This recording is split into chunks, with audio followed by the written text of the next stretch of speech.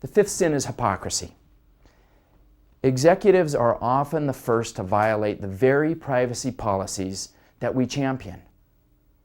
Have you ever surfed an unprotected laptop connection at the airport or in your hotel? Do you shred every piece of sensitive data that goes in your trash? Is your office door locked at the end of the day? Your sensitive data in a locking filing cabinet? What passwords and private information are stored in your BlackBerry or your iPhone? Do you walk the walk? In other words, do you actually believe in the value of this stuff, or are you still trying to work through the apathy? I don't fault you because I've been there. I admit I am a sinner in so many of these ways. But believe me, you don't want to go any further down that road. Hypocrites don't lead by example, and they make lousy management. The sixth sin is inertia. It is difficult to break old habits, especially when they've served you so well for so long. But the commerce of information is changing, and standing still means you're getting behind. I see this in HR departments that have been using the same type of background screening for years. The technology has changed. The tools have changed. Have you ever reevaluated your hiring policies to take corporate espionage and workplace identity theft and even insider fraud into account?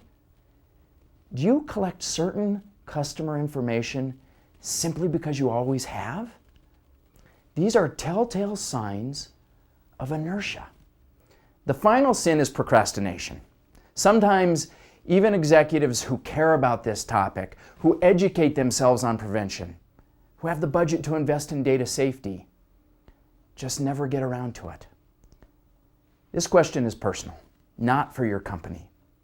When you turn this DVD off, will it sit untouched on the bottom of your pile? Will you promise yourself, I'll do it later? Will you assume that someone else is taking care of it? So did I. Welcome to the sin of procrastination. This is not an easy topic, but running an organization isn't an easy task.